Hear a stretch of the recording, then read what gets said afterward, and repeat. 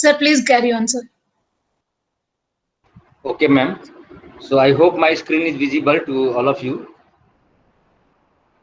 So yesterday we have covered various vulnerabilities like SQL injection, cross-site scripting, directory traversal, security misconfiguration, then broken access control, then login and insufficient login and monitoring, and using the component with known vulnerabilities.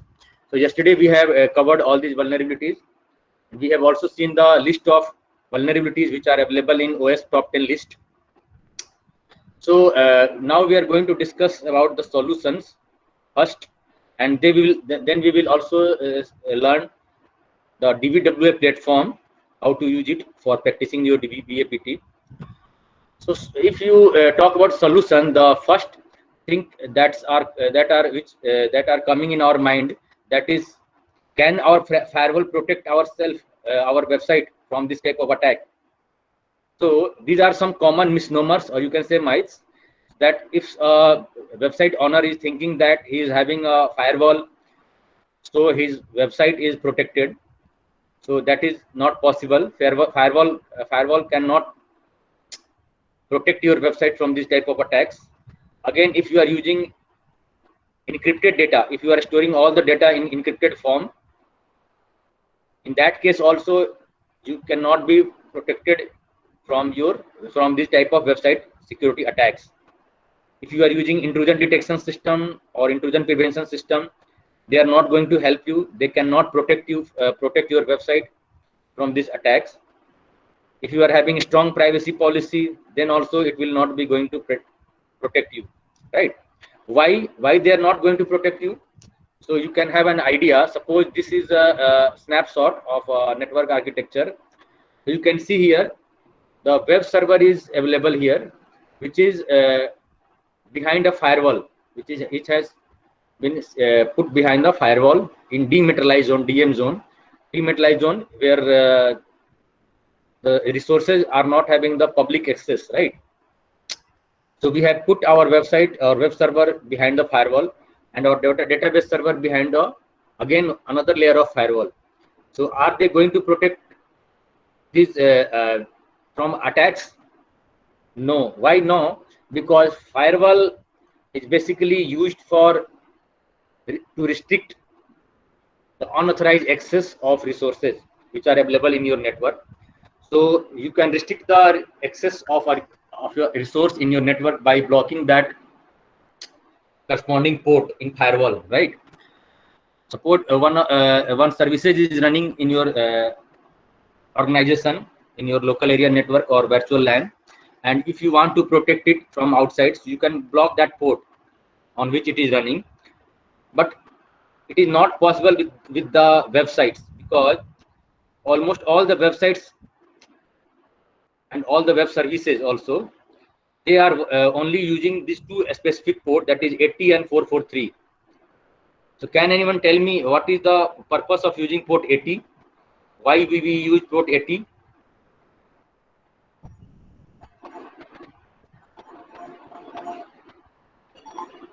Why we use port 80?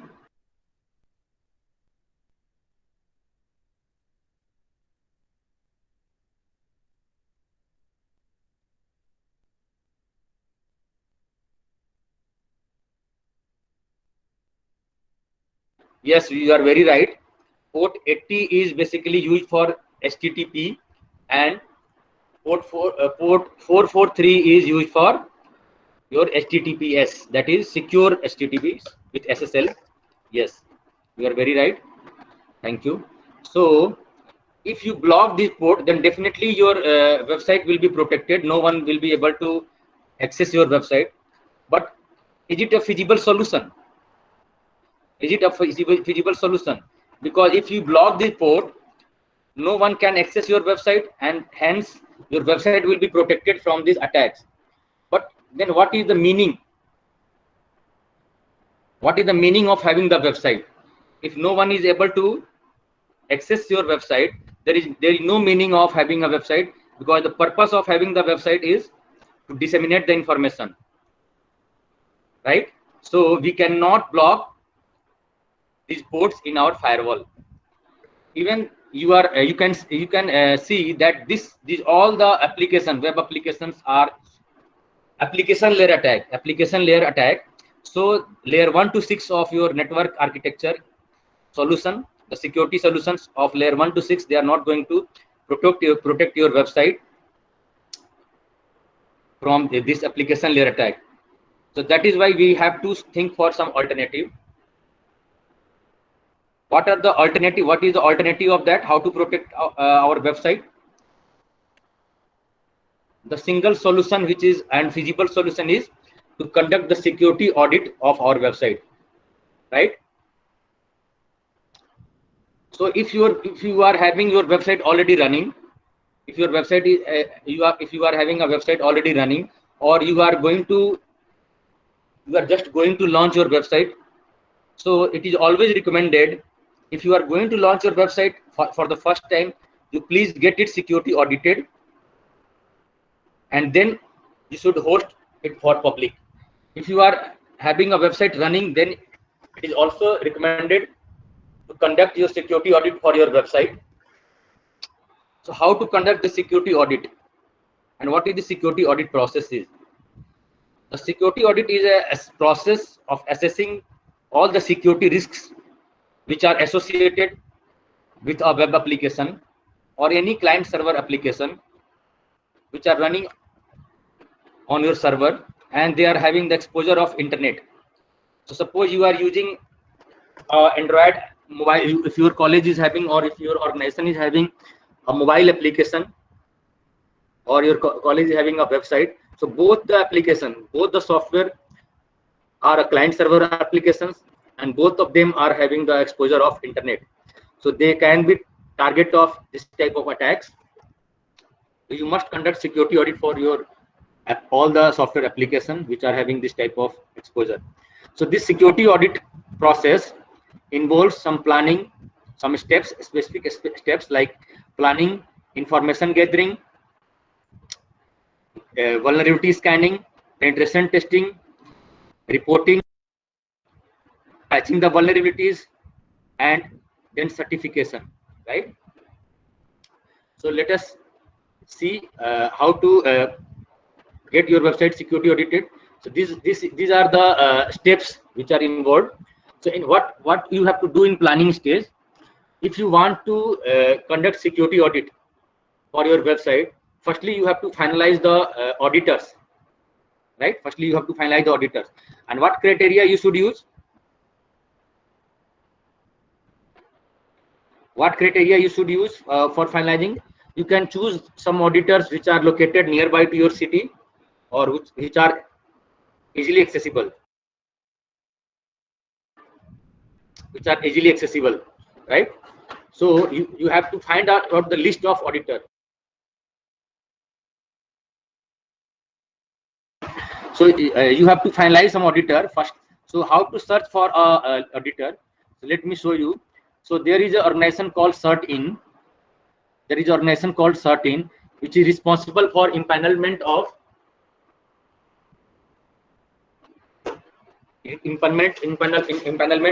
security auditors. So let me show you.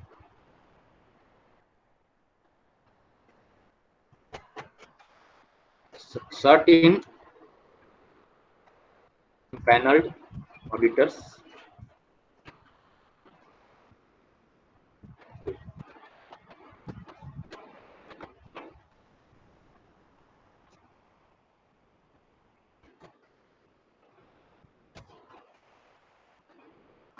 CertIn empaneled auditors. Search it in Google.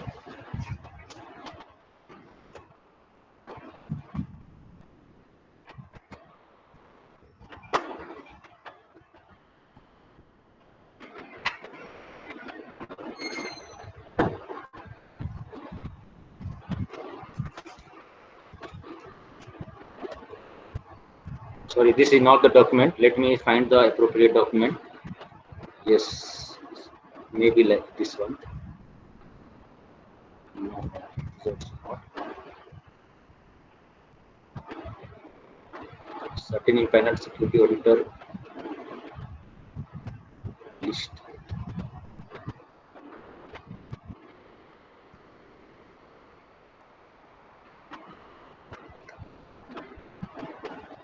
Yes, this is the document.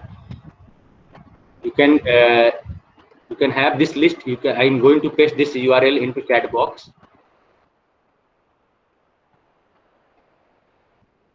This is the list of certain impaneled auditors.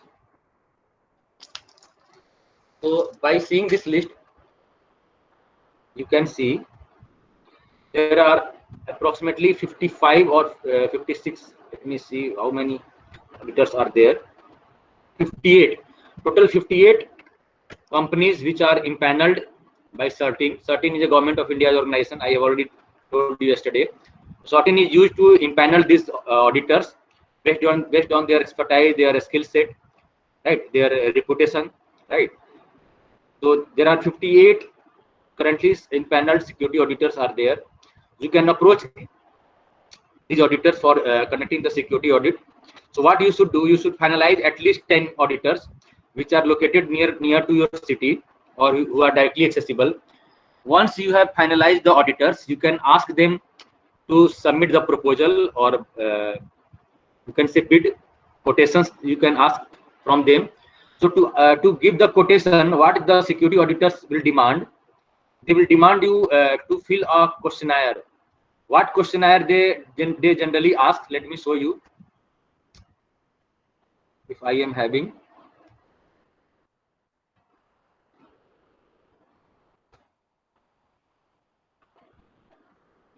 yes, this type of questionnaire, they will give you to fill out. This questionnaire is also known as scoping performa. So you have to fill this scoping performa. In this questionnaire, they will ask some detail about your application, like URL, web application URL, what is the operating system you are using, what are the application server version you are using, what are the front end tools which you are using, what are the backend tools you are using, right? So these are some questionnaire. You have to fill it out. You have to supply the number of pages. You have to supply the number of pages. You have to supply the number of input available in your website. You have to supply the information related to.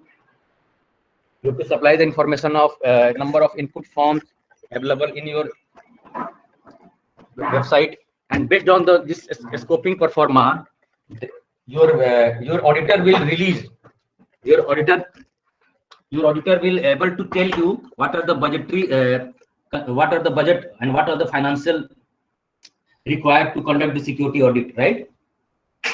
So based on this scoping scoping details, all the auditors will send you a proposal, financial proposal and quotations, right? So after seeing the financial proposal, you should finalize the one of the auditors for conducting the security audit. And once the auditor has been finalized, you can sign an agreement with him. So what this agreement is, in that agreement, you are telling the auditors that you can conduct the penetration testing in your website. You can scan through he can scan through your website, and once you will sign an agreement. Because why this agreement signing is necessary? Because if without your prior permission auditor start penetrating into your website, he will be punishable. It will be a punishable offense as per the IT Act, because penetration testing is nothing but a techniques in which auditors are hacking your website. They are sending some junk value, they are sending some malicious code into your website to test the vulnerabilities available in your website. So this is the process involved. That is why you have to sign the agreement. And also auditors are responsible to not letting your services down while this penetration testing is going on. So you should allow the penetration tester to access your website during some odd hours. You can choose some odd hours. Like in our case, we have conducted a security audit, so we have allowed auditors to access our website during midnight only, between 1 a.m. to 4 a.m. Why it is so? Because in daytime, maybe your clients, your customer, your student will be visiting your websites, right? So during this penetration testing, your services may be down, right? So you should allow the auditor to access your website, to penetrate through your website during only odd hour, right? So once this agreement will be signed, the next phase will start, that is information gathering. In this information gathering phase, auditor will collect some information about your website, like what are the technologies, what are the programming languages, which version you are using, some critical details, right? Some critical details about your application they will collect, or about your infrastructure they will collect from you. And after that they will start the process of discovering the vulnerabilities. How to discover these vulnerabilities? There are two processes involved in discovering the vulnerabilities. There are two methods, you can say. One method is automatic scanning. So auditors are using this various automated scanners or security scanners to identify the vulnerabilities available in your website. But many times it has been observed that the security or scanner, automated security scanners are not able to identify some very hidden, you can say hidden vulnerability. To identify that type of vulnerability, you should be skilled, or the auditor should be skilled to perform the manual testing. So what is this manual testing? The manual testing is your penetration testing. So what are the techniques, whatever the techniques we have learned yesterday in yesterday's lecture, these all techniques are called penetration testing technique. So your auditor should be skilled enough to do that. So let me show you what are the vulnerability scanners available in market. So a vulnerability scanner is basically a software. It is also known as application security scanner, and it will automatically scan your website. So these are some automated scanners available. First is Acunetics. It is being widely used by the various auditors, security auditors. It is paid one. It is not free. It is paid one. You have to download the licenses of Acunetics. You have to purchase the licenses. Then you can conduct the security testing of your website. So it will very powerful tool. It will crawl through your website. You have to just give your URL, your website URL, and it will crawl through your website. It will identify all the bugs, also all the vulnerabilities, and it will automatically prepare a report also. Apart from Acunetics, you can use OSZ proxy, which is open source and it is available for free of cost. Then IBM Securities AppScan. It is developed by IBM. It is developed by IBM, and it is also widely being used. Then BobSuit. BobSuit is again a very useful tool. It can be used to identify some bugs also. Also, it can be used for launching some attacks also while testing. So next is NetSparker. NetSparker is developed by Microsoft organization, and it is also paid one. So you can see the big company are also in this field, right? Once this audit process, discovering vulnerabilities starts, as this process goes on, auditor will find all the different types of vulnerabilities. Auditor will find all different type of vulnerabilities in your website, and they will prepare a report. They will prepare a report based on their findings. They will prepare a report of different type, that is called security audit report. This report can be of different type, like executive report, executive summary report, developer report, OWASP top 10 compliance report, and CWE compliance report. So this type of some important reports the auditor will give you, right? So in these reports, what auditor will be giving you, they will be marking the identified vulnerabilities. They are putting the identified vulnerabilities in this report, right? So let me show you if I am having any such report. Yes. So what is this executive summary report? This is a report for executive bodies like director, principal, head of the department, or you can say your organizational head, right? Whosoever is organizational head, it is meant for only executive body. It is 1 or 2 page report where auditor will mention different security threats which are available. You can see here, I have conducted this security audit for our demo website, staging website. So using Acunetics we have conducted. So we found that total 151 vulnerabilities were there in that scan. Out of that, 75 were high risk vulnerabilities, and 48 were medium risk vulnerabilities, and 9 were low risk vulnerabilities, and 19 was just informational. So you can see here is the breakup. It is just 1 or 2 page report because executive people are not having expertise or time to understand this in depth. So it is just to give them a snapshot that how their website is vulnerable, how much their website is vulnerable. This report is used for that purpose, right? So you can see here, it is telling that SQL injection, 24 SQL injection is there, 19 cross-site scripting is there, 1 directory traversal. Definitely directory traversal is only one for one website. Then some other vulnerability it has also detected, like directory listening, weak password, etc. CSRF. So this type of vulnerabilities it has detected, and it has mentioned in the executive report. This is executive report. By seeing into this report, the executive person will have an idea that how much our website is vulnerable, what are the vulnerabilities available, and he can direct the concerned team to patch this vulnerability. The next report which these auditors are submitting, that is developer report. So let us see if I am having any developer report. Yes, this is the developer report. You can see it is a comprehensive report, and you can see it is having 105 pages. It is just for a small website. If your website is very complicated website, or you can say huge website, then this report may be of 300 or 200 pages, right?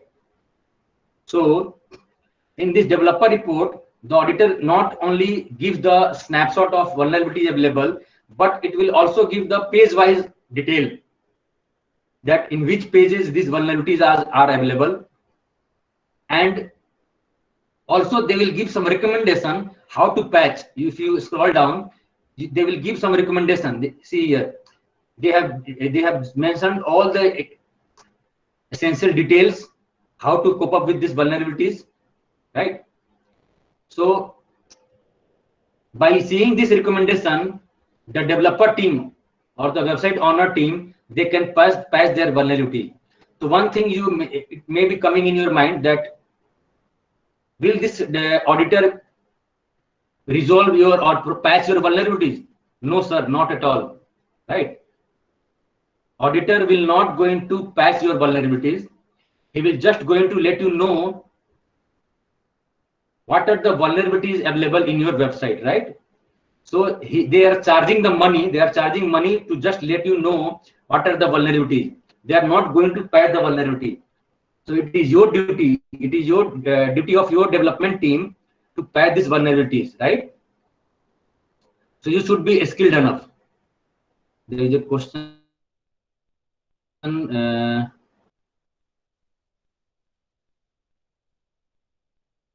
To become a security auditor, will you tell us what certification to be taken?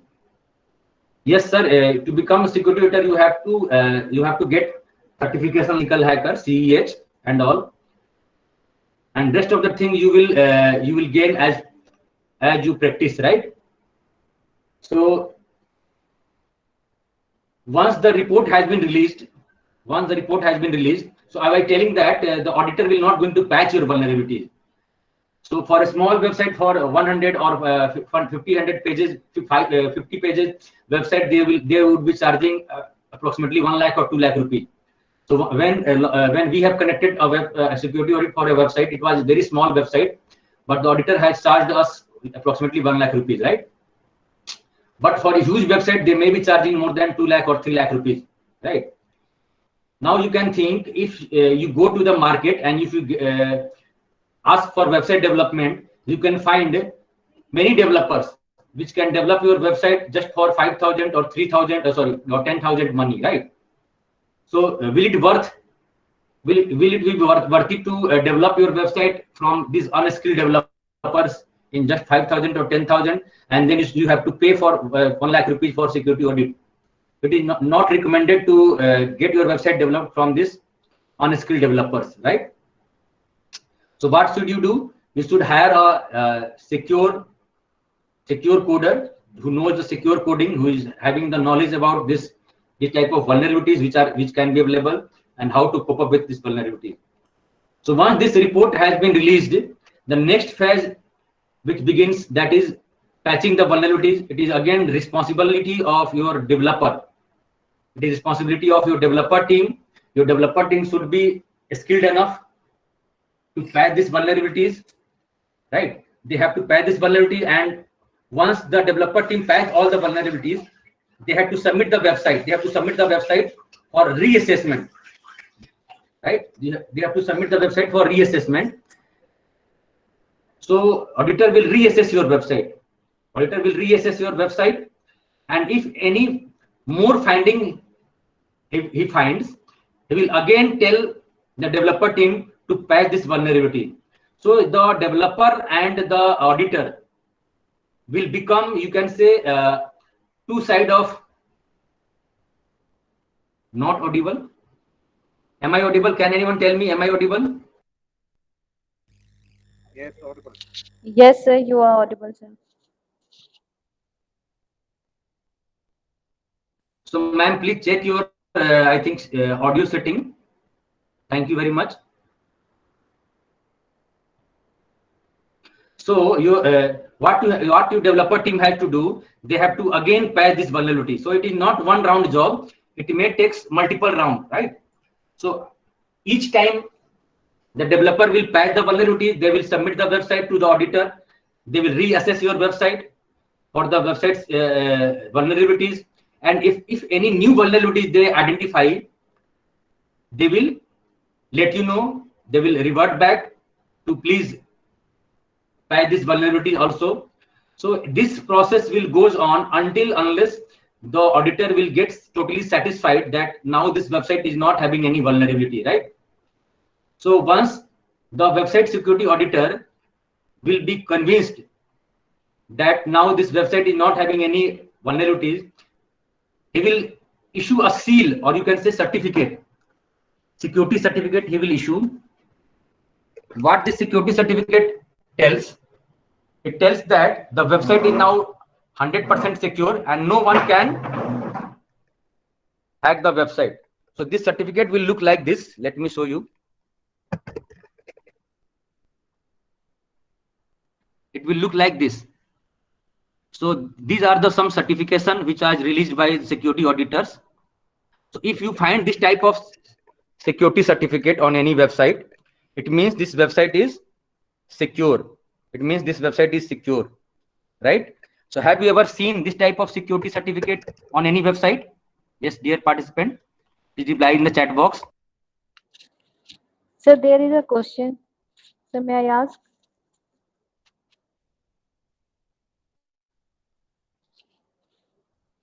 Yes ma'am, yes ma'am. हाँ sir vulnerability की जैसी हम लोग बात कर रहे हैं, तो क्या जो वाइट हैट हैकर होते हैं जो क्या वो हमारी साइट वनरेबल है या नहीं है, ऐसा हम लोग बोल सकते हैं कि उनके थ्रू हम लोग चेक कर सकते हैं, या वही हमें ये बताते हैं कि हाँ आपकी साइट जो है वनरेबल है, यानी कि सर्टिफिकेट, ये जो भी सर्टिफिकेट मिलता है किसी भी वेबसाइट को? Yes ma'am, definitely you can approach, but in that case they will not issue the certificate, right? If you know any ethical hacker, you can approach him Yes, for sir, yes, sir. auditing your website or to checking the vulnerability in your website. But definitely, because he is not impaneled, he is not allowed to issue the certificate. Okay, only Right, we can satisfy कि our website is secure. Yes, yes, उनके ma'am. through. Only you can Okay. certify. Only you can know that my website is secure or not. What are the vulnerabilities? But They will not able to give you certificate, right? Okay, sir. Okay. Thank you, sir. Okay. So if this certificate has been issued to your website, it means now your website is secure and no one can hack you. So what happened if even after giving this certification seal, your website got hacked? Who will be responsible? Suppose security auditor has given this seal, yes, that your website is now secure, and even after that your website got hacked. So now who will be responsible? The auditor only. Yes, the auditor will be responsible. So after issuing Yes, sir. this seal is having the validity of, generally this seal is having the validity of 1 year, right? So during this period, if any hacking will be done, then your auditor will be directly responsible for that. And if due to this hacking your company has incurred any loss, financial loss, then that financial loss you can claim from the auditors, right? So it is not very easy job to become a security auditor also, right? But but it will work in the same case of warranty certificate, right? So if you purchase anything from manufacturer, any digital product, if you are purchasing, so manufacturer will be giving a warranty for a period, right? During that warranty, if this product stop working, or if there is any problem in that product, the manufacturer will be responsible and he will get it corrected, right? But once the warranty is, suppose you have just purchased a digital device from the market, manufacturer has given 1 year warranty, but what you have done, you have get opened this device in open market without going to the authorized service center. You just got it repaired from the open market. In that case, your security seal will not work, right? Similar in the case of that, if you change your website, once the security certificate has been issued to your website by auditor, and if you change anything in your website without prior permission of the auditor, then in that case, if hacking is done, your auditor will not be responsible for this hacking, right? So once your website got security audited, you should not add on or anything or any code to your website without prior permission of auditor. So if you have to add some code, if you have to add some module in your website, what is the standard procedure?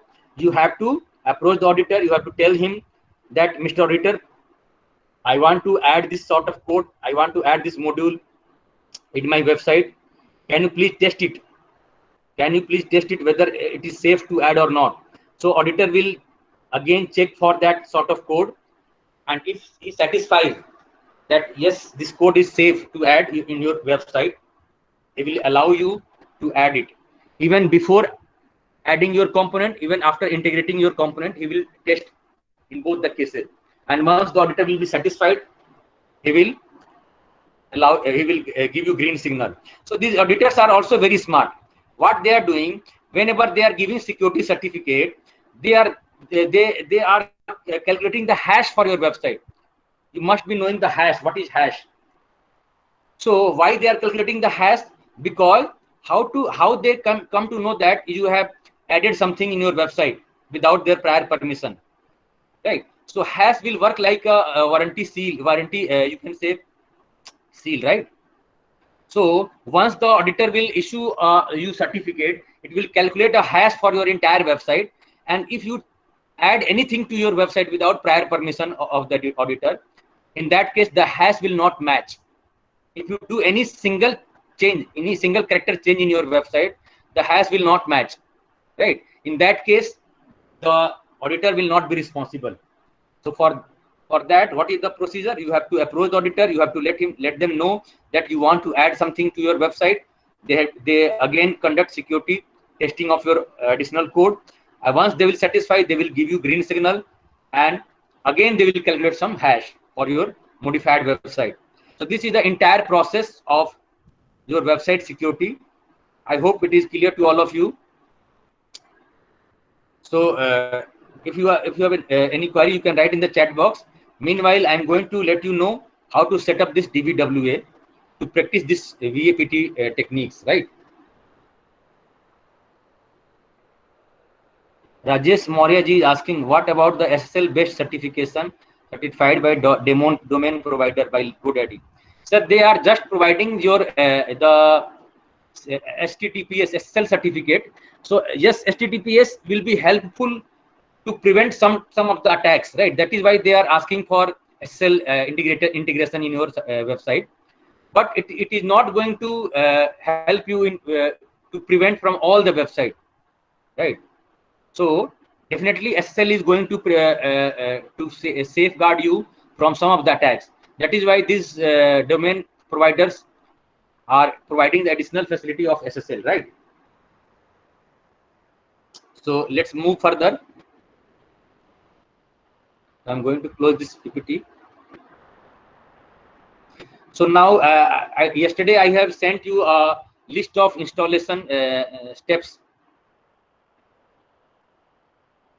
Then hash of website will change, right? No, sir, no. If the file was uploaded by client, then definitely the code will not change. They will be generating the hash for the pages, the source code pages, right? Entire source code pages. If you want to change any text in your website, then it is not going to harm, or it is not going to violate the security certificate. If you change any sort of coding source code, then only it will be valid, right? If you suppose you want to change the text in your website, then you should not again you have to contact the auditor for changing a simple text. If you want to add some source code, then only you have to approach, right? Okay, sir. So let's move further. Yesterday I have shared a list of installation guide, installation steps to installing the DBWA. So let us install this DBWA first so that we can practice it. I hope my screen is visible to all of you. So the first step is to download this DBWA, and before downloading this DBWA, you have to install this XAMPP. What this XAMPP is, let me show you. XAMPP is basically you can say package which is providing you environment to host your website. It is having Apache web servers application. So you can download the XAMPP from their official website, Apache Friend. From here, you can download the latest version of XAMPP. So you should download the version of XAMPP which is suitable for your operating system. So if you are having Windows operating system, you can download it from here by clicking on this link. This download window will open. When you click on save, it will be saved to your download folder. So once you will download this XAMPP, you have to install it. Let me show you how to install this XAMPP. This will be the installer which will be downloaded into your download folder. You have to just double click on it. When you double click on it, it will ask your permission to install. When you grant this permission, the installation wizard will open. So this is opening the installation wizard. So this installation wizard will firstly give you a warning.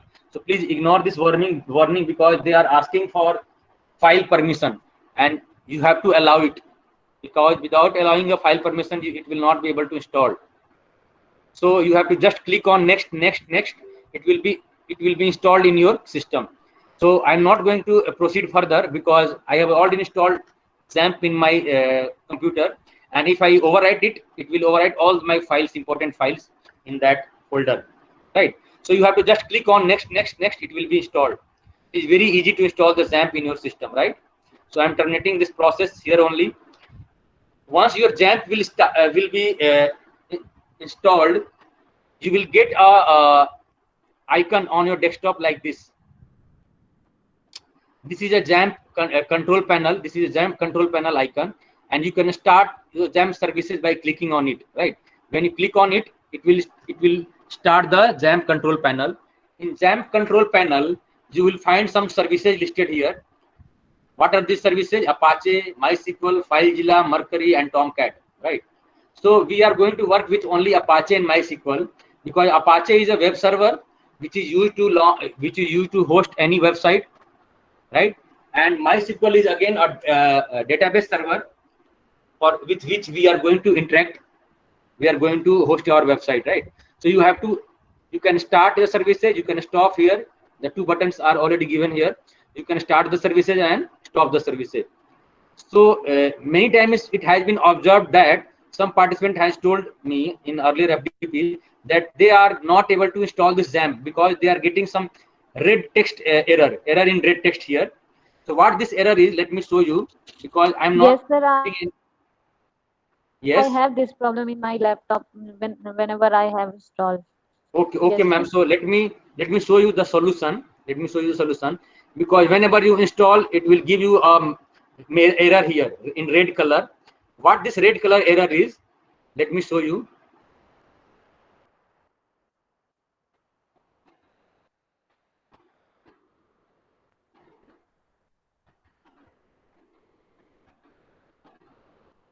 So this type of message you may be getting.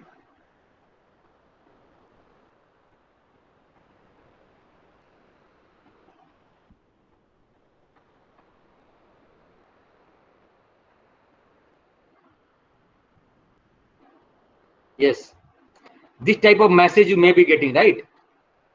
Please see here, it is a snapshot of XAMPP control panel. I think it is visible to all of you. And this type of error message you may get. What this message is telling you: problem detected. Port 80 is used for some other used by some other process, and so it will not be started, right? So this is the error which is related to the port conflict error. So if any application which is running in your system and it has already occupied port 80, then this XAMPP will not run. The Apache services will not run in the XAMPP, right? So what you have to do, you have to resolve this port conflict problem. If your laptop is already using some IIS services, IIS means Internet Information Services of Microsoft, or if you are using TeamViewer or any AnyDesk or any Skype, any remote desktop software, then maybe they are occupying your port 80, right? So in that case, if you are using this software, Skype, TeamViewer, Ndesk, or any this type of applications, chat software you are using, so this software may already occupy port 80. So for that reason, your Apache will not run successfully. So what you have to do, you have to just go to this config button in control panel to resolve this port conflict error. You have to go to this config button, click on this Apache httpd.conf. So madam, you can parallelly do it on your laptop. If you are having your laptop, you can do it parallelly. So you have to go to this config button. You have to click on Apache httpd.conf file. As soon as you will click on this, a notepad file will open. It is nothing but your configuration file of Apache HTTP. Here you have to search for in this file. You will just use Control plus F. If here you have to search for listen. You have to search for a word called listen. What this listen is, it is going to tell you on which Listen, sir. port. Sir, On, listen, sir. yes, listen. Yes, Sir, you have to search what for is listen. listen? Okay, sir. So when you search for listen, it will tell you the port on which your HTTP is listening. You can see here, you can find this line. When you find this line, listen 80, it means your HTTP is listening on port 80. So now what you have to do, you can write here another port. Suppose I have written 8080. So I have written port 8080. Now you have to save it. You have to save it. Once you will save it, just restart the services, and definitely your services will restart. I can assure you your services will restart. You can see here, now the port has been changed. The earlier this port was 80. Now this port has been changed to 8080, right? So by Right. using this, you can resolve this problem, port conflict problem. I'm going to revert the changes. Yes. So Sir, similarly, this yes. Sir. Similarly, sir, this similarly, configuration we can use for all the problems. sorry, ma'am. Sir, this configuration we can use for all the above. problem. Ma'am, Okay. this is a way of configuring your Apache in XAMPP only, right? Yes, Yes, sir. if you are having skills, you can change the port of any application also. But right now we are talking about the Apache of in XAMPP framework only, right, ma'am? हाँ, ठीक है. So now what I'm going to tell you, if this 443 port is also being used by some other application, you can also change this port. How to change this port? You just go to the config button. You have to open this file, apache httpd.ssl.conf. When you open this file, again you have to search for listen word, and you please change the port number 4432 4433 on or any other port, right? So by using this, you can resolve this dependencies, port dependency problem. Once this port dependency problem is resolved, you can test it in your browser. How to test this, whether your XAMPP is installed or not? You have to write in the address bar. You have to write localhost.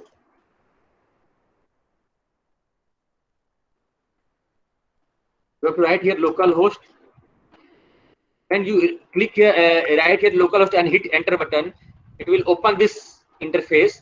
If this interface is opening, it means your Apache has been successfully running in your system and it has been successfully installed.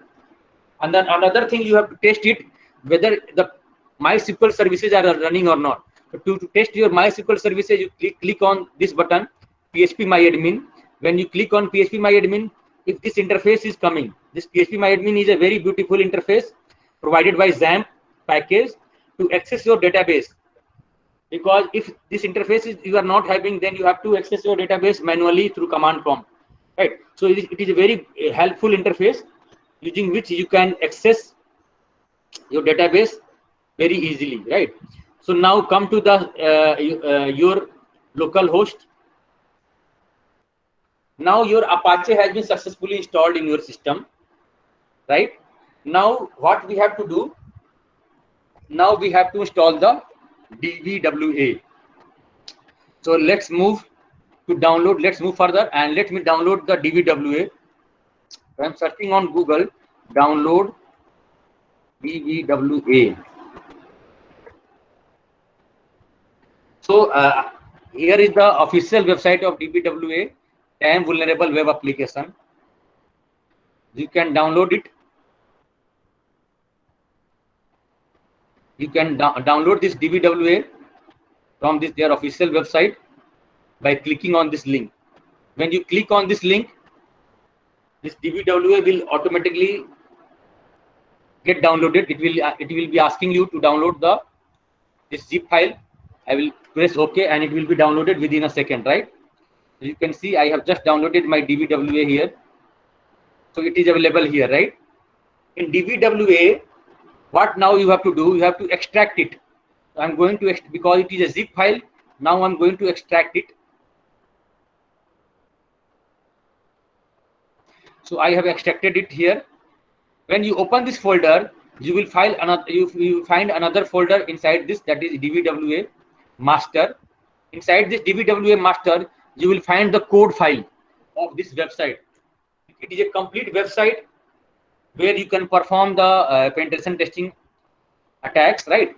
So now what you have to do, you have to rename it as DVW, simple DVWA, because it is always recommended to keep your directory name in a small letter without any dash or without any space, right?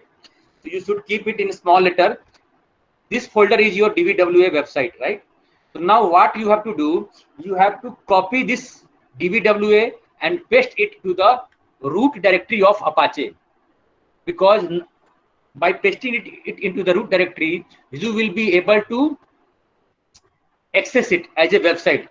So now we are going to host a website. This is a website which is having these many pages or these many folders. Now I'm going to host this website, this DVWA, in my Apache root directory. So where this root directory is located, let me show you. So let me firstly copy it. I'm going to copy it. After copying it, I will go to my C drive where I have installed my XAMPP. The drive where you have installed the XAMPP, in my case it is C drive. So in C drive you will find a folder called XAMPP. In that folder you will find another folder called htdocs. It is a root folder. This htdocs folder is the root folder. Here you have to paste. Here you have to paste this dbwa folder. You can see I have just pasted my dbwa folder here, right? So my file is ready. My dbwa website I have pasted in my root directory. Let's access it from browser. Let's access it from browser. So how to access it from browser? Again, you have to write localhost. This localhost is what this localhost is. This localhost is a directory, main directory, your root directory, which is in our case it is htdocs. It is named as htdocs, but we are accessing it by using localhost. In htdocs, which directory we have to use, which folder we have to access? dbwa. So I will write here htdocs/dbwa. So once when I will write here dbwa/, it will give this message. What this message is? This is giving a message that configuration file has not found.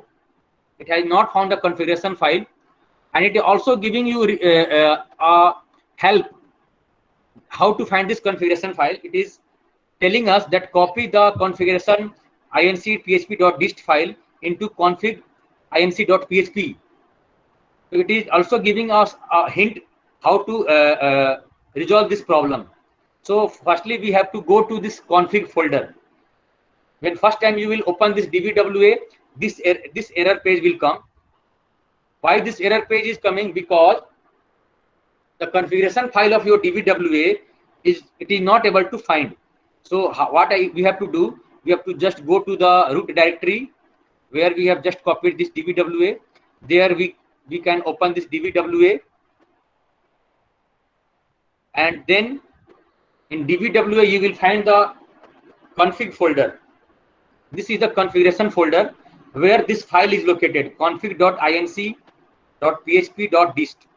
So this is the configuration folder which is located in the configuration folder of dbwa. So you can see here, this is a dist. The extension of this file is dist, dist. What this dist is? It is a distributable file, because many times many websites are not allowing to share the executable code directly, right? That is why they have changed this executable code into distributable file. That is why they have changed this extension to dist. So I'm going to delete this dist. How to delete this dist? Just rename this. You just click on that file and rename it, and then you have to delete this .dist word. Once you will delete it, it will give you a warning that you are going to change the file name. So I will give it permission to change it. I will click on yes. You can see here, as soon as I have clicked on yes, it has been converted to a PHP script file, right? It has been converted to PHP script file, right? So now what I have to do, I have to just refresh the dbwa page, this page, the setup page. I'm just going to refresh it. Earlier it was giving error. Now I'm going to refresh it. So you can see here, sorry. Yes, you will find this. You will find this setup page. You will find this setup page on your desktop when you are doing for first time. As soon as you will rename or refresh this page, you will find this setup page that will open in your browser, right? So you can see here in this setup page, many things are coming in the red color. These red colors are basically some missing or disabled functions which we have to enable, right? That then only our dbwa will start working. So what this red labeled text are, let us scroll down. So it is telling here, if you see disabled on, either allow URLF open or allow URL include, you have to set it in the php.ini file. So it is also giving us recommendation or help how to resolve this red color error. So it is telling us that you should go to the php.ini file and you have to put it on. You have to put it, this two function, you have to put it on. So how to find this php.ini? Just go to this your XAMPP control panel. In XAMPP control panel, in Apache configuration, when you will click on this button, you will find a php.ini. Right. So here is the file located, php.ini. You will have to click on this. As soon as you will click on this, a notepad file will open. Now you have to search for these two functions. First function is allow URL f open. I'm going to copy it, and then I'm going to find it. So when I will find this function, you can see here, it is located here in my php.ini file. This allow URL f open is located here, and the another function which is allow URL include, it is also just below this function. It is also available just below the function. I have to put it on. Both the functions we have to put it on. I'm going to write here on. So after writing here on, what I will do, I will save it. I will save it. Once I will save it, I will restart the services of Apache. Yes, dear participant, are you doing it parallelly or not? Okay, okay. Many persons have already done. Very good. Hello, sir. Yes, sir. Hello, sir. Please redo, sir. Okay, okay. No issue, sir. So earlier, what I have done, because these two functions are disabled, that is why I am going to enable them. So to enable them, it is giving the hint in this file that you have to allow these two functions. You have to put this two function on in your php.ini file. So to access that php.ini file, what I have done, let me explain again. So what I have done, I have go to the XAMPP control panel. In XAMPP control panel, I will go to the config button. When I will click on config button, I will find this php.ini. In php.ini, when I will open it, the complete file will open. When complete file is open, I am going to find it, Control F. I'm going to press it, Control F.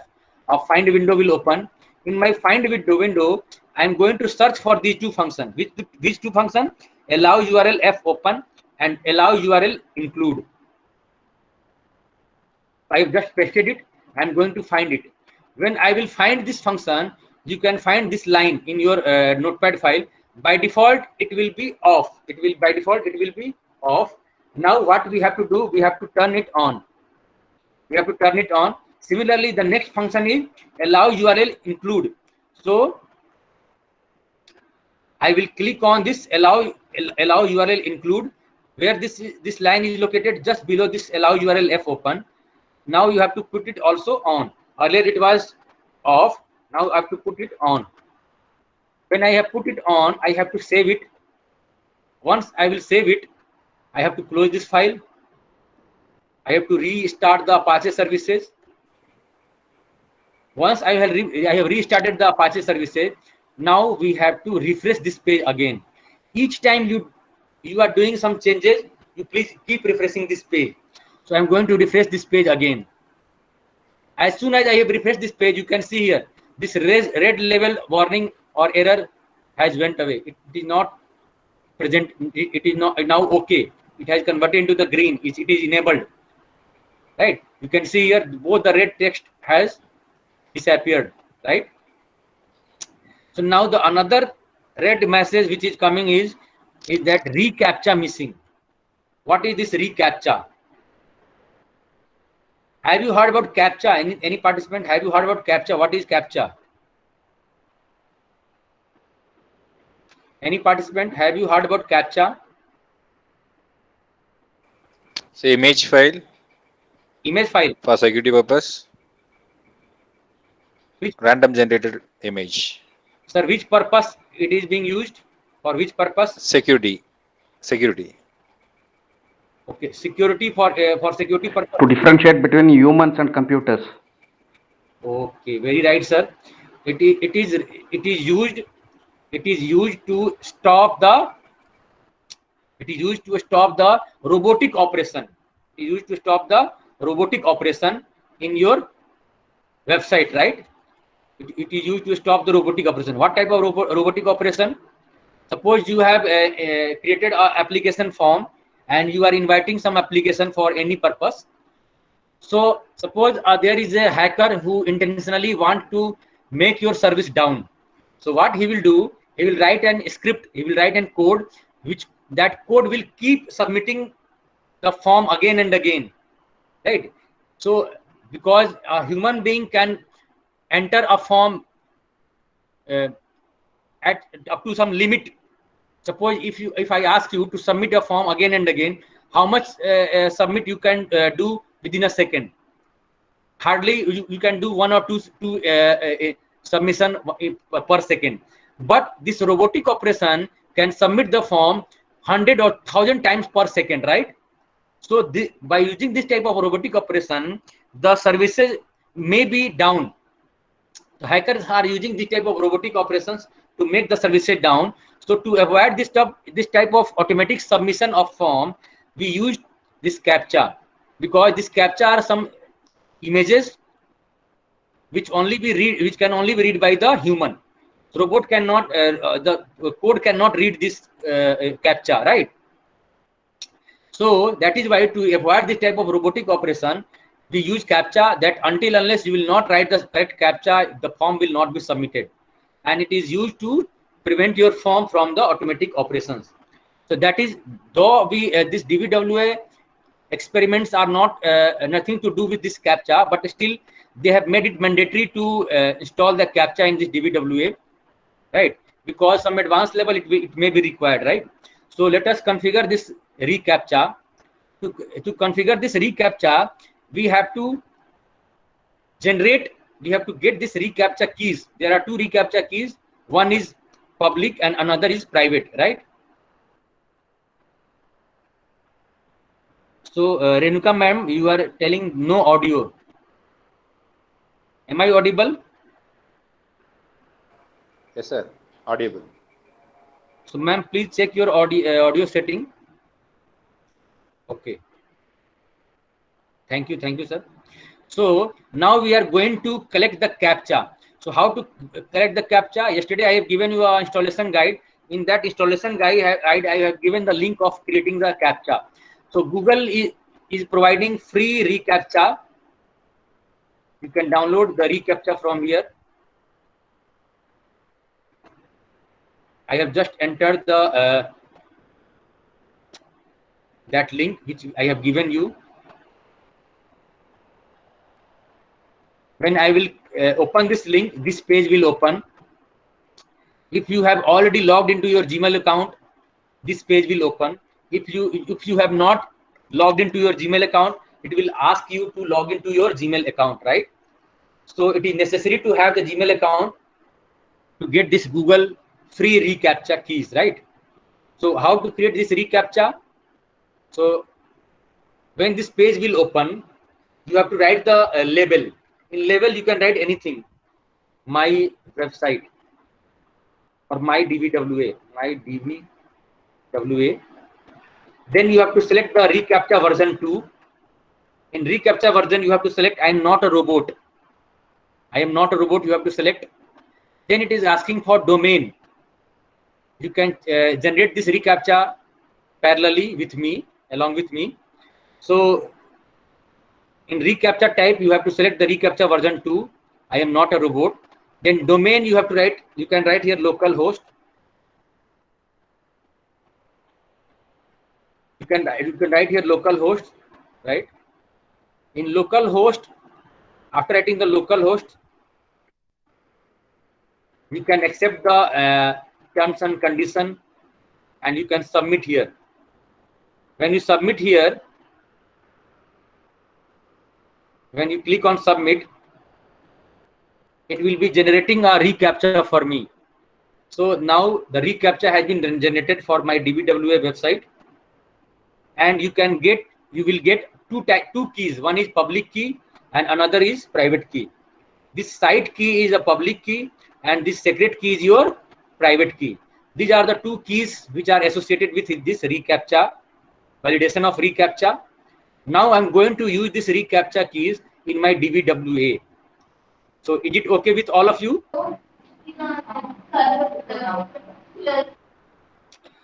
Okay. So now we have to go to and we have to edit this reCAPTCHA in my configuration file. So again we have to find this configuration file. Where it is located? It is located inside Windows C drive XAMPP folder. Inside this XAMPP folder, htdocs. Inside this htdocs, dvwa. Inside this dvwa, there is a folder called config. Inside this config file is available. So now I'm going to open this config file. Yes, here it is. This config file has been opened. In this config file, at line 27 and 28, you can find it is asking for two types of keys. One is reCAPTCHA public key and another is reCAPTCHA private key. From where I have find this configuration file? Let me show you again. I have gone to this C drive, then I have opened XAMPP, then htdocs, then dvwa, then config folder. Inside this config folder, I have found this config.inc PHP file, and when I open this file, I have found two lines, that is dvwa, public key and private key. Now I have to copy these two keys from here and paste it into the configuration file of dvwa. So I have just copied this public key here. Let me copy the secret key. So secret key I have copied. I have pasted it here. Both the keys I have pasted in the configuration file. Now I have to save it. I have saved this file. Now again, what I have suggested you to do, you have to just refresh this page. You have to just refresh this page. Which page? This setup page. So I'm going to refresh this page. You can see here, this again, this red text has disappeared, and now CAPTCHA key is available with us, right? So now almost all configuration we have completed. Next, we have to click on the create database, because this dvwa is a dynamic website, right? And it needs some databases. So you need not have to create the database explicitly, but it will create the database itself. What you have to do, you have to just click on this button, click or reset database. When I will click here, what message it is giving? Could not connect to the database service. Please check the config file. Access denied for the user dvwa. So this message you will also be getting. When you will do at your end, definitely you will get this message, right? Why this message is coming? Because dvwa is telling us that I am not able to connect to the database because I am not having the correct username and correct password. That is why I am not able to connect. So what is the correct username and password? So when you install your XAMPP Apache for the first time in your system, the default username is root and the default password is blank. So we have to tell the dvwa that Mr. dvwa, the default username is root and default password is blank. How to tell the dvwa? Just go to the config file, the same file where we have make the changes in their keys. In same file you can find two lines. On line 20 you can see here the dvwa user. This dvwa user is not dvwa, it is root. You have to write here root, and in place of password it has written password, so I have deleted it. I have to set it blank. Blank means nothing. You do not have to write here space. Please do not write here a space. You just keep it blank, empty, right? So both the values I have modified. The username I have modified and the password I have modified. Now I'm going to save it. When I will save it, and again I'm going to refresh it. I'm going to click on create reset database. As soon as I will click on this button, the database will be created. You can see here database has been created, user table has been created, and automatically it will redirect me to the login page. That's it. we have successfully installed this DBWA. Now it is ready to work, right? We have successfully installed the DBWA. Now we can log into our DBWA. What is the correct default username and password? You can note it down. The default username and password of DBWA is, I'm writing in the chat box. Username is admin and password is password. It is DBWA credentials.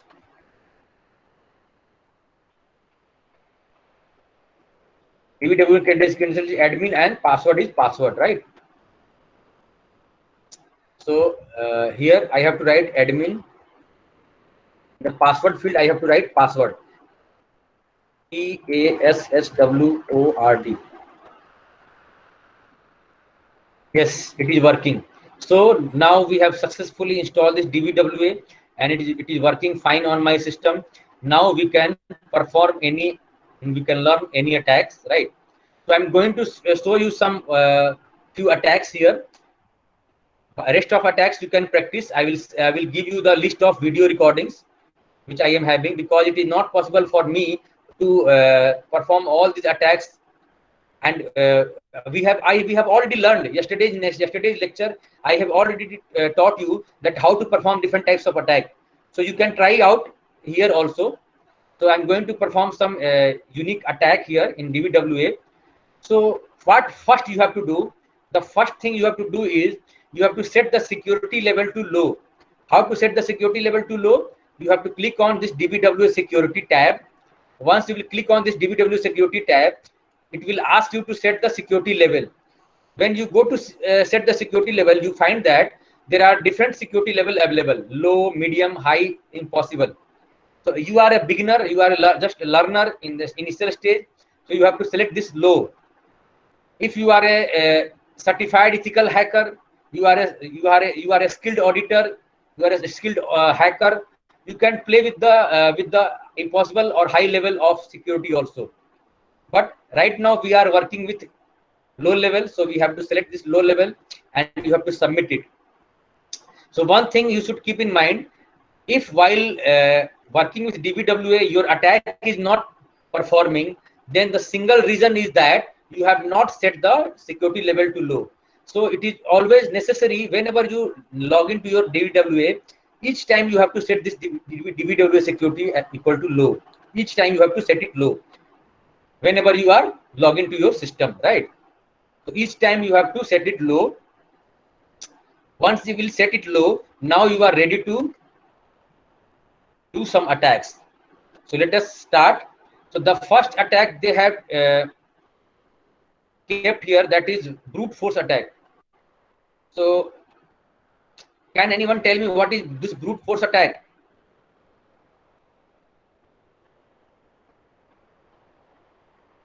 Can anyone tell me what is this brute force attack? In all combinations or all possible ways to attack. Yes, you are very right, Rajesh ji and Rafida ji. Trying all possible. Gayatri ji, yes, you are also right, ma'am. Trying all the possible combination of user ID and password. But if you are asked to brute force user ID and password on some website, is it feasible? Because you may have to enter lots of pair-wise user ID and password. It may take long time. So manual brute force is not feasible. It is not feasible that you can enter thousands of username, thousands of password, and their combination you are using to guess someone's username and password. So manual brute force is too much time taking, and it is nearly very challenging task, right? So now we are going to use some tool. So there are some tools which can be used by the hackers to brute force and to guess the password of someone else login, right? So what tool I'm going to use? The first tool, that the first platform we are going to use, that is your DBWA. The another tool which I'm going to use, that is your Bob suit. What this Bob suit is, I have yesterday told also. The Bob suit is another security testing tools, and you can download the Bob suit from its official website. Let me show you.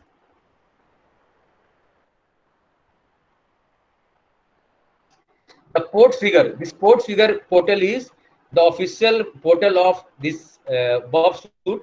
You can download this Bob Suit from their official website, right? You can download the product from here, right?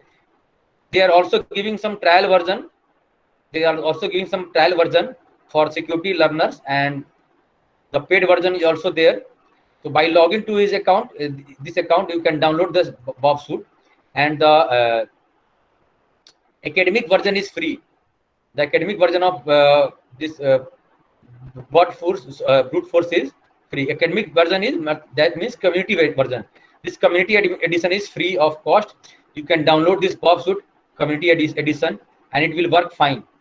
And many lakhs of hackers are using this Bob Suit community editions throughout the world. But some professional hackers or professional editors, they are using some professional version also. You can download it from Bob Suit from this website. So let me open this Bob Suit first to practice this brute force attack.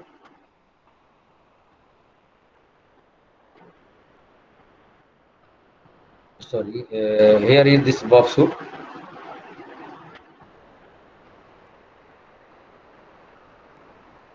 Yes. So you have to click on next, then start Bob Suit.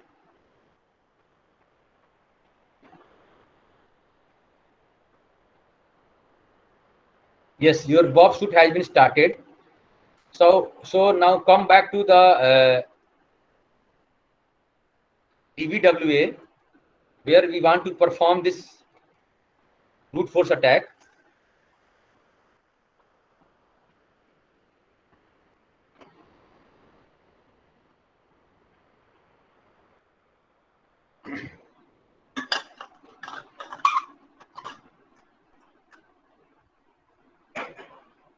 So this brute force attack is, we are going to perform brute force attack on this login.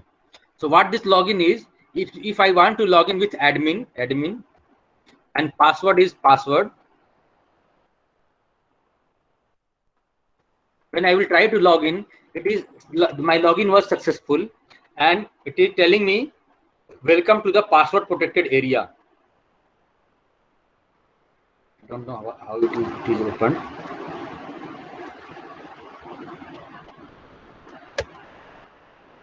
Yes. So it is telling me welcome to the password protected area. That means my login is successful. Now I'm not knowing the correct user ID password. So now I'm going to brute force it, right? So what we have to do, firstly we have to open this Bob Suit. In Bob Suit, I have to go to this tab. In Bob Suit, you will find many tools are available. There are many toolbox available in the Bob Suit for different purposes. So we are going to use this proxy one. So I will click on this proxy tab. You can see here there is a button called intercept. When you click on this button, intercept is on. When you click on, it will be off. So what this intercept is? Intercept is, it is going to intercept the HTTP request which is being sent from the browser, right? So I have to firstly configure the browser so that all the requests sent from that browser are being intercepted by this Bob Suit, right? So what I will do, firstly I will go to my Mozilla Firefox browser. I will go to the settings. In settings, I will go to the advanced setting. In network setting, I will find the connection setting. In this connection setting, I will set the proxy to manual proxy. Earlier it was no proxy, but now I am going to set it as a manual proxy. In manual proxy, what I have to write here? I have to write here localhost, that is 127.0.0.1. So you must be knowing what is this 127.0.0.0.1 is. Can anyone tell me what this 127.0.0.1? If you have a little bit idea about. Sir, localhost address, sir. Yes, ma'am, you are very right. It is nothing but your localhost address. Yes, Yes. it is an IP address. Which type of IP address it is, Lakshmi ma'am? It is definitely it is a IP address, but it is a special IP address. It is being used for loop back addresses. Loop back addresses, right? That is, if you are going to run a client server application in your system, and in that application you are also a server and you are also a client, so you are going to act as both client as well as server, then you have to use this IP address. It is a loop back IPv4 address. You are very right, Rajesh Maurya ji. So this 127.0.0.1 is not, it is nothing but your local host. If I write here local host in DBWA, suppose I'm writing here DBWA in place of local host, I'm writing here 127.0.0.1. So it will also run. It will also run successfully, right? So it is same as localhost. Localhost is a domain name, and 127.0.0.1 is the IP address which is bind with this domain, localhost domain, right? So so what I have done in my proxy setting, I have set a proxy that whatever the request coming from this 127.0.0.1, this request should be forwarded to the port 8080. This setting I am going to do in my Mozilla, that any request from this page must be forwarded through this port, right? And on this port, the Bob suite is running. You can see here, when I will go to the Bob suite, in proxy tab, when I will go to the option tab, you can see here, by default it is listening at 8080 port. By default it is listening all the requests from 127.0.0.1 colon 8080. So this Bob suite is listening from 127.0.0.1 and port 8080. So that is what we have to tell to the Mozilla Firefox also, that whatever the request you should send, you please send through this port, right? So that's it. One thing you should take care that, please see here, nothing should be written here in no proxy. Suppose you have written here localhost. So what will happen? It is contradictory. It becomes contradictory. It becomes contradictory. Here you are saying that all the requests from localhost should be forwarded through 8080. Here you are saying no proxy for localhost. So please keep in mind, and please ensure that this localhost is not written in the no proxy zone, right? So you should not write here. Then I'm going to okay the setting. Now the proxy is ready. My Bob suite is currently not intercepting any request, right? So what I'm going to do, I'm just going to submit this form again. So before submitting this form, what I'm going to do, I am putting the Bob suite to intercept. I'm allowing the Bob suite to intercept all the requests. So how to allow the Bob suite to intercept all the requests? You have to just click on this. Intercept is on. When you click on this, intercept is on. Now whatever the request will come from this website, it will intercept that request, it will hold that request, it will capture that request, and it will the hacker will analyze that request before forwarding it to the server, right? So client is going to submit it here. So I'm going to submit here. I am a hacker. I am not knowing the correct username and password. So I'm writing here ABCD, and password field I'm writing here ABCD, right? I'm going to submit it. As soon as I will click on submit button, automatically my Bob suite intercept page will open, and it will tell me that I have just intercepted a request from this page. You can see here, this page is keep rotating. It has not reached the server yet. Why this page has not reached the server? Because before reaching to the server, I have intercepted it. Unless I will not forward this request from Bob suite, it will not reach to the server, right? So let me forward it for the first time. I'm going to forward it. As soon as I will forward it, you can see here the response. I have received from the server is incorrect password and username. Now again I am going to submit this page. So firstly I am putting it off. So now I am going to again intercept this request. Firstly I have to put it on. Then after putting this intercept on, I am going to write here a random username, anything, ABCD. I have submitted it. So it has been captured by the brute Bob suit.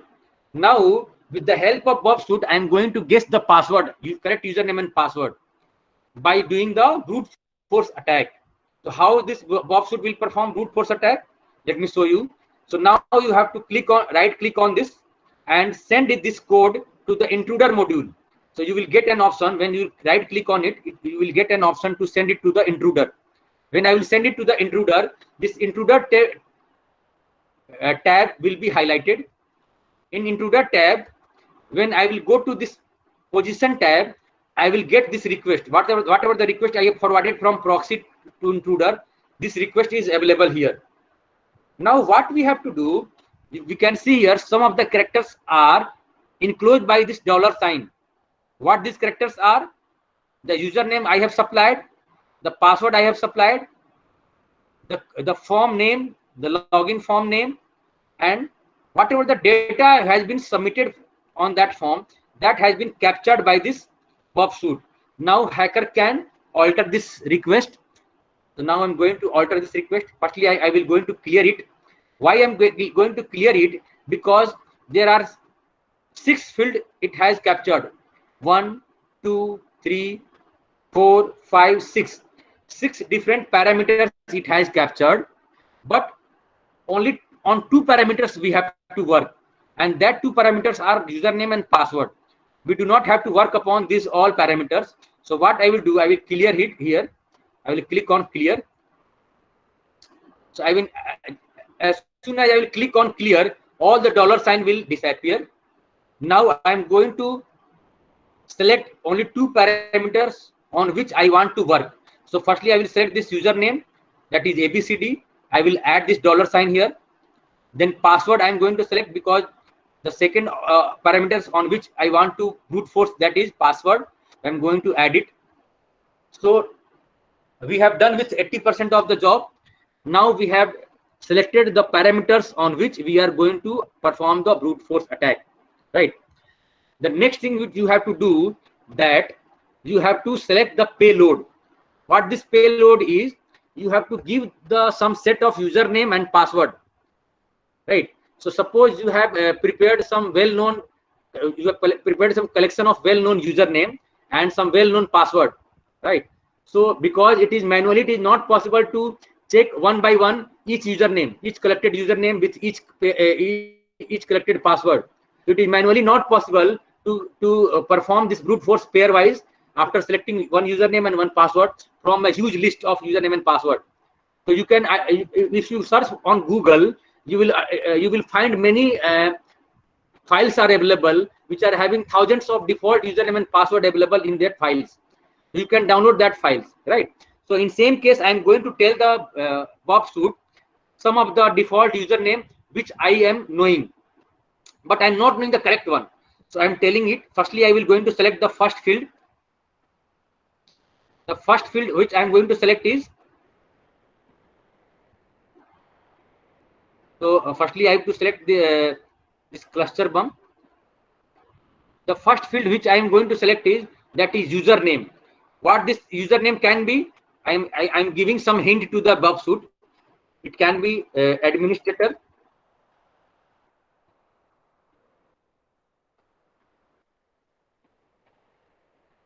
It can be administrator. It can be admin. It can be this. It can be root. So I have given 4 only. I have given 4 possibility of username, 4 possible username, and now I'm going to give the some password, some possible password. Some possible password I'm going to give root,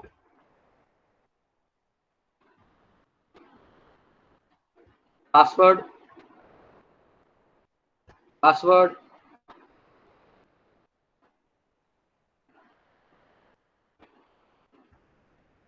So suppose these are some default username and password I have collected from the internet, and now I try to brute force using this collection of username and password on this login.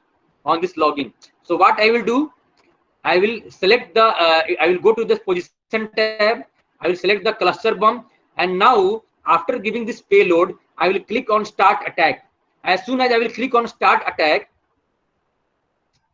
this Bob suit will start performing this brute force attack very fast. You can see here, in just a few seconds, it has performed brute force with 16 total combination. With 16 total combination he has performed. So is it possible with manual? Is it possible manually to perform 16 different combination of user ID password within a second? No, not possible. So brute force has performed this brute force. Bob suit has performed this brute force attack with 16 different pair of user ID and password. Now I have to guess the correct one. Which one is the correct combination? So let us analyze it. So if you see here, for each pair of username and password, there is a message length has been calculated by the request length. The request length has been calculated by the Bob suit. So you find here almost all the request length are having the values 4556, 4556, 4556. But one of the value, this value, one of the pair, this value is differing. This value is different, right? So what this pair of username and password is? This pair of username and password is admin, and the password is password, right? So for this pair of username and password, the value is different. So definitely it can be the correct username and password, and you all are knowing that yes, this is the correct username and password. Admin was the correct user ID and password was the correct password. So let me analyze, let me check. So I will double click on it. When I will double click on it, I want to see the response from the server. If this pair of user ID and password I will send to the server, what response I will get? So I will go to the response tab and I will click the render button. As soon as I will click render button, it will tell me the response which will be received from the server, and this response is welcome to the password protected area. It means for this pair of username and password, the login was successful, and for rest of the attempt it was fail. So this is the brute force attack which can be activated, which can be launched using Bob suit and as well as using any website, right? Or for any website you can launch it, right? So this is the brute force attack. You can also try. You can use my video which is already been recording. So you can use that video and you can practice it. I hope it is clear to all of you. Yes. So let me reset the settings all so that we can perform another attacks. So I have just reset all the settings. Now I am inside this DBWA.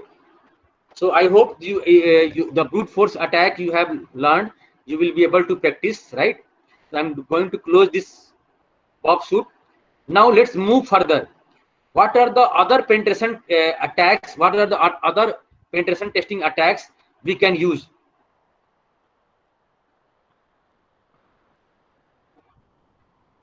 Rajesh Maurya is asking, but it works on largely known subset of words. What is nothing is known? What if nothing is known? If nothing is known, then you are having this SQL injection, sir, right? So there are several types of attacks available in this hacking world.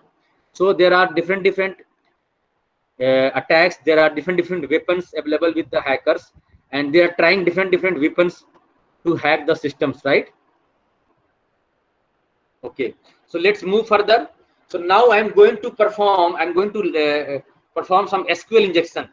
So how to perform this SQL injection?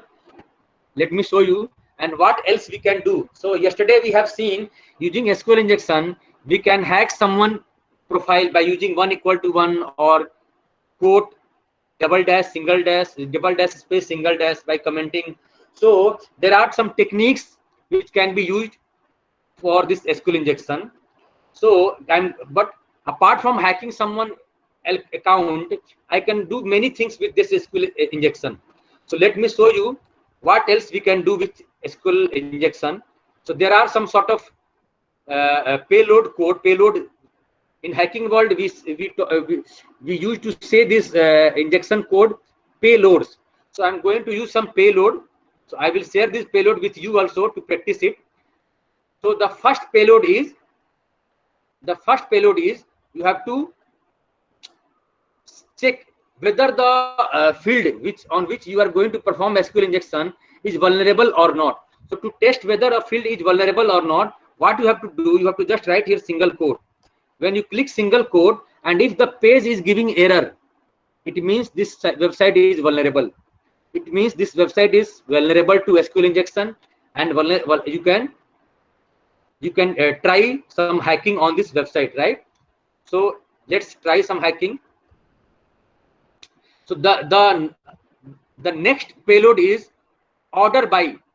The next payload is, let me show you what this order by is. I will share this payload with you. So what this order by is, what I am doing, I have put some single quote in the text box. By putting single quote, it was giving error. It means this single quote was not properly addressed, not properly filtered, and it has been directly placed into the SQL statement. That is why SQL statement is giving some error. What after putting this single quote, what I have done, I have commented rest of the part. I have commented rest of the query. I have commented in between this single quote and this commented query. I have written order by 2 or order by anything. So I will try with order by 1. I will try with order by 2. I will try with order by 3. What this order by is, these are some payloads. It is used to test that how much fields in your database are vulnerable. So suppose I am going to test it with order by 1. With order by 1, it is not giving any error. With order by 2, it is not giving any error. In order by 3, it is giving error. It means there are two vulnerable columns, right?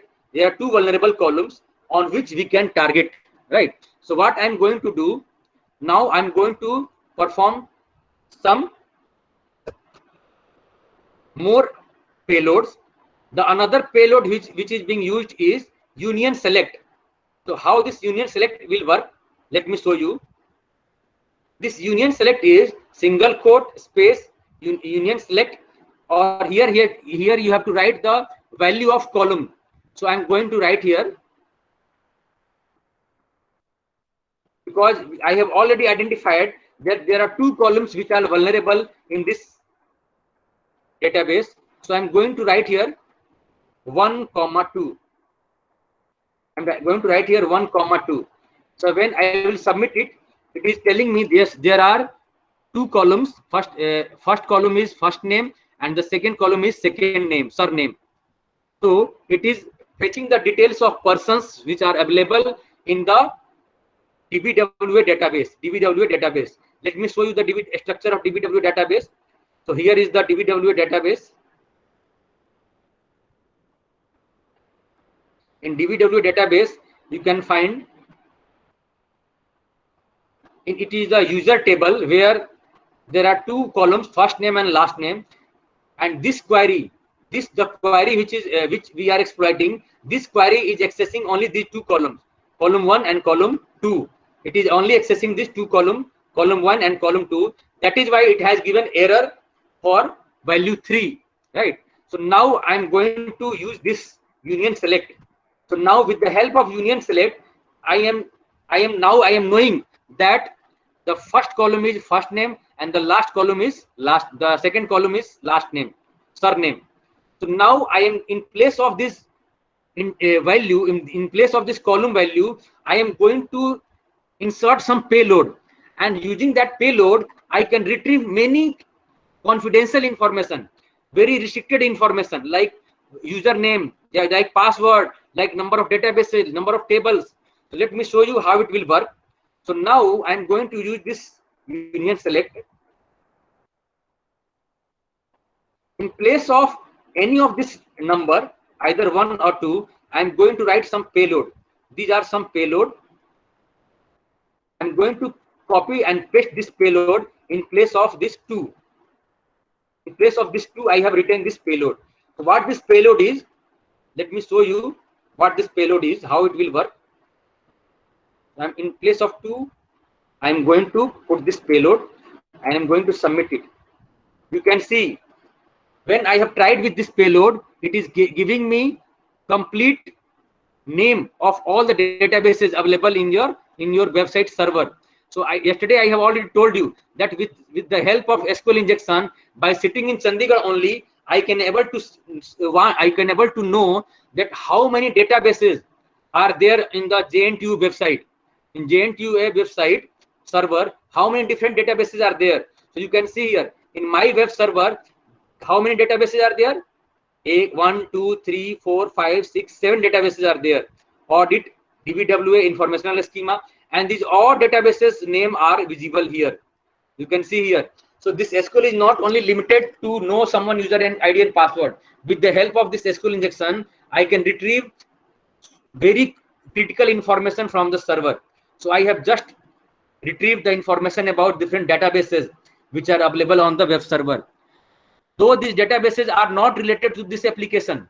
Suppose yesterday I have already told you that if your website is having different subdomain, if your web server, suppose you are having a web server, on that web server, suppose you are running 10 applications.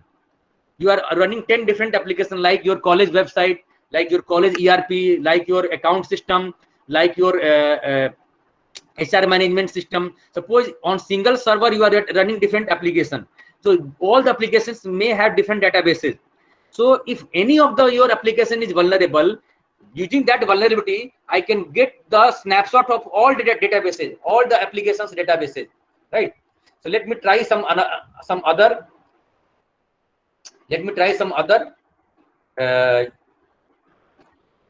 payload. Some other payload I am going to try out. So another payload is, I'm going to try this payload.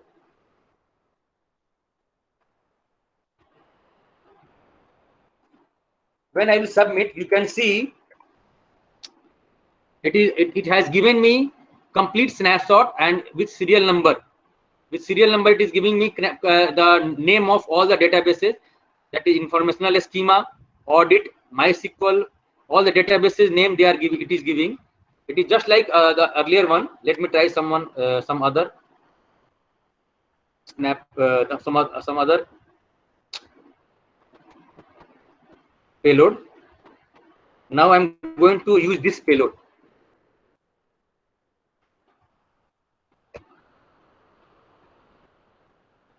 I'm going to use this payload.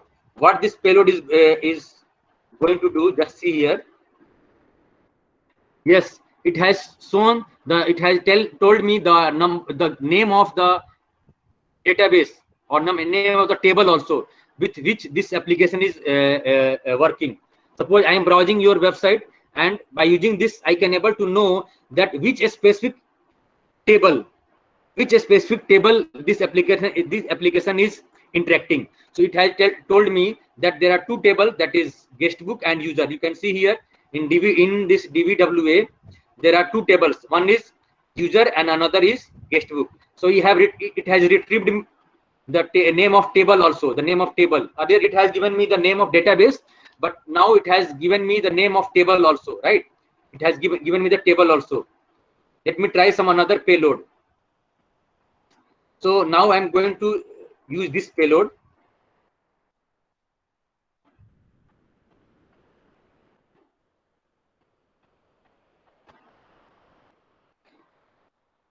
So what this payload is giving, it has given me the name of all the tables in all the databases. You can see here 106 table name it has given me, and these tables belongs to all the different databases, right? So whatever the tables available in my database server, it has given me all the name of different tables and databases, right? So it is very, very dangerous. You can see here It is very, very dangerous. With the help of SQL injection, I can able to know many essential information. I can able to know, right? Now let me fetch some more detail. Let me fetch some more detail.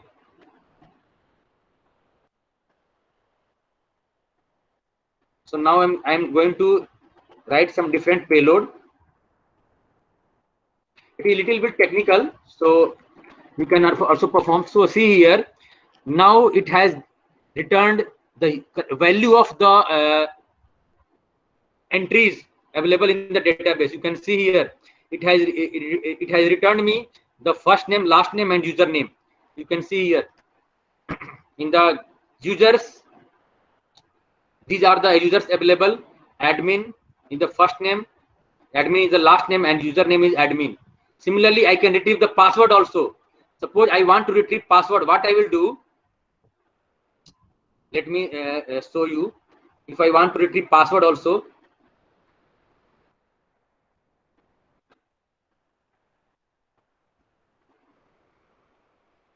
first name, last name, and in place of this, I'm going to retrieve password.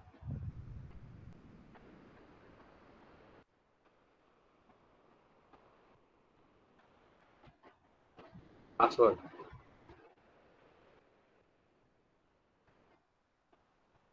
You can see I have received the password also. So by sitting remotely with the help of SQL injection, I can retrieve the password of the different users available on that portal. And if you can see, this is the password encoded in I think MD5 hash. So some of the MD5 hash are also can be decoded. Not decoded, it is not right word to decoded, but some of the well-known MD5 hashes can be converted, can be reversed by using some tools available. Not mathematically reversed, because all are knowing that this hash code are irreversible. So let me check MD5 decrypt. These applications are not mathematically decrypting your application. They are not mathematically decrypting your MD5 hash, but definitely they are having a set of well-known MD5 hash, and they can give you the reverse of that. Suppose just I'm going to check for some of the username, like admin. I'm going to test it. So I have retrieved the password of admin here. I have retrieved the password of admin here from using my SQL payload. Now I'm going to decrypt it. Let me try if it is able to decrypt or not. Yes, it has successfully decrypted. You can see here password. So in today's beginning class, I have already told you that even encryption is not going to protect your website from hacking, right? So though my web password has been stored in form of encrypted hash, even though someone is able to guess, someone is able to retrieve my password, and if this password is a very simple password, it can be decrypted. Not mathematically decrypted. I have already told you these websites are working on the logic. They have stored some well-known hash of the some text, and they are giving you the corresponding plain text, right? So using this, I can hack someone's username, not someone's. I can hack everyone's. I can hack password of every users available in that database. So I hope it is clear to all of you.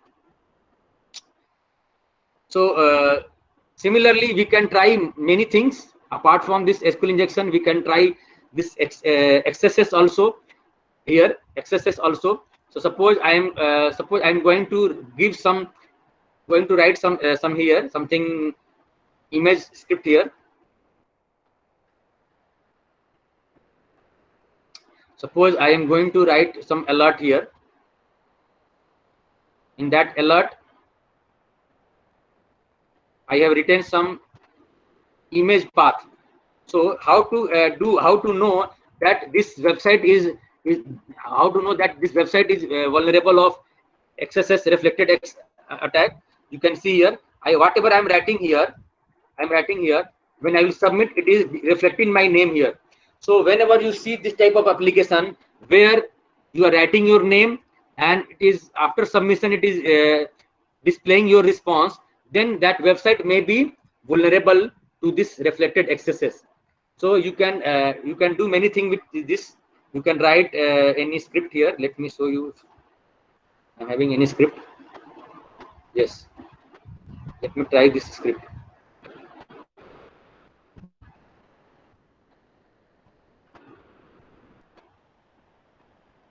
So it is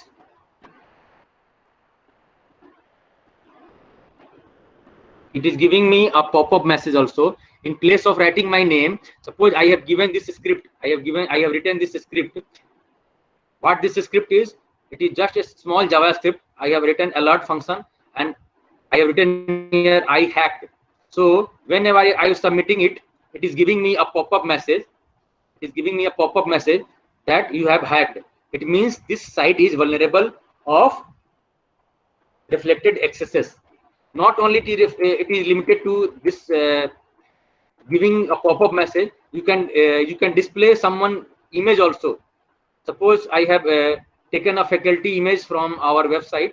So suppose I have given its path in the image source. So let me show if it is working. Yes, it is showing the photo. It is showing the image of that person in front of this in place of this page. So similarly, you can do many things. Suppose you have hacked someone website and you want to place your photo in place of the director or principal photo. You can do it by using this reflected accesses, and it is counted as a high risk vulnerabilities. High risk vulnerability is counted as high risk vulnerability. Similarly, you can perform your stored accesses also. You can perform here stored accesses. Stored accesses I have already explained yesterday that whatever the comments you are giving here, that is going to be stored. That is going to be stored here in the database. So I'm signing the guest book, and in displaying, it is displaying whatever the feedback message I have written here. So now I'm going to write here some script. Suppose I'm going to write here some script, sign guest book. So now this script has been uploaded to the database of this DBWA. Each time I will open this, it will give me this pop-up message. Like yesterday, I have demonstrated on a dummy website, right? So this is a type of stored accesses. So similarly many attacks you can perform. So I will be giving links. I will be giving a document to all the participants where I have written many video URL of many video links for different attacks. I have recorded the video. I have recorded the videos for different attacks in DBWA, and I have uploaded. And I'm going to give that links to the coordinator, madam. He will circulate among you, and you can practice all these attacks: CSRF attack, command injection attack, file inclusion attack. These all types of attacks you can perform on DBWA. I have recorded separate videos for that, and I will be going to share it with you.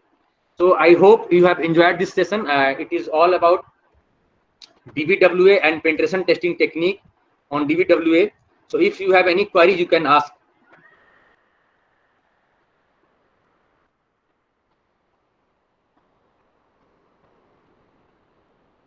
Yes, Bindu ma'am, are you there, ma'am? Yeah, Amrinder. Okay, so you may ask participant, ma'am, if they have any query related to this DBWA or penetration testing, they can ask. I So have participants, if you have any queries, please.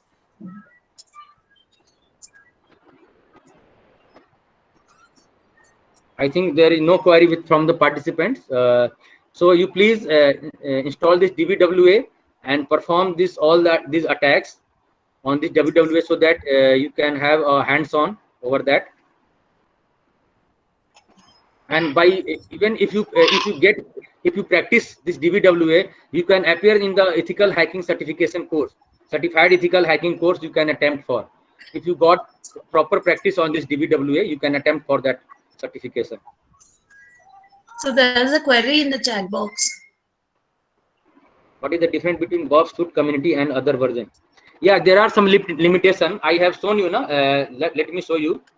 While using this brute force attack, when I was uploading some set of username and password, some well-known username and password, so it in this community edition, it is not allowing me to upload configured list of username and password, right? But I have to enter some username and password manually. Here it was in payload, you can see here. So what I was doing, I was just writing the possible username and password here. Firstly, I have uploaded some well-known username. Secondly, I have uploaded some well-known password to allow the Bob suite to perform brute force. But if you are having a standard version or pro version, you can directly upload this file. If suppose you are if you are having text file in which you are having hundred or thousands of default username, so you can directly upload that file here. But this community version, it is not allowing to upload this type of file. I think it is clear to you, sir.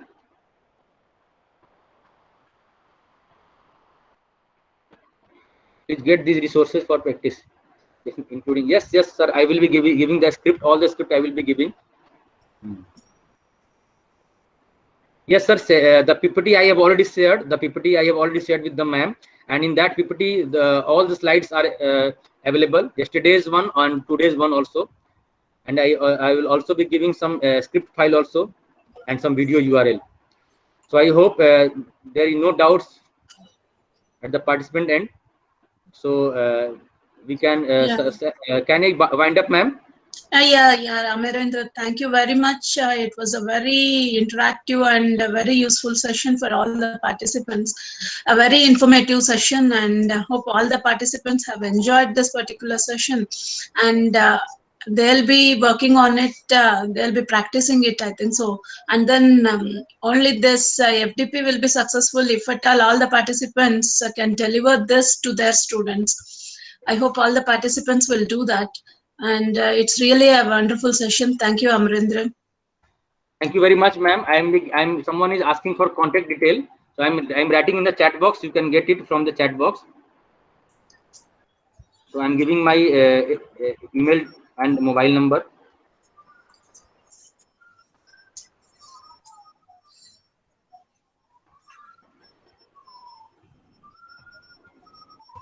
I have given my email ID and mobile number. You can contact if you face any problem while practicing it, or while if you want to conduct security audit, you can contact me. Right? Thank you very much, ma'am, for giving me opportunity to speak in front of your participant and in this FDP. Thank you very much once again, and to all the participants for listening me for 2.5 to more than 2 hours. Thank you very much, dear participants, and thank you very much, ma'am. Yeah, thank you, Amarendra. Looking forward for some more sessions in the next coming FDPs also. Thank you very much. Sure, ma'am. Sure, ma'am. We can have a more practice session, dedicated session over the SQL also, SQL injection, if the participants are core from computer science background, so they can understand easily, ma'am. Right? Yeah. So in the future FDPs, I'll just contact you. Thank you very much. Sure, ma'am. Thank you very much. Yeah, thank you. So participants will wind up for today, and tomorrow we'll start the sessions right at 9:30.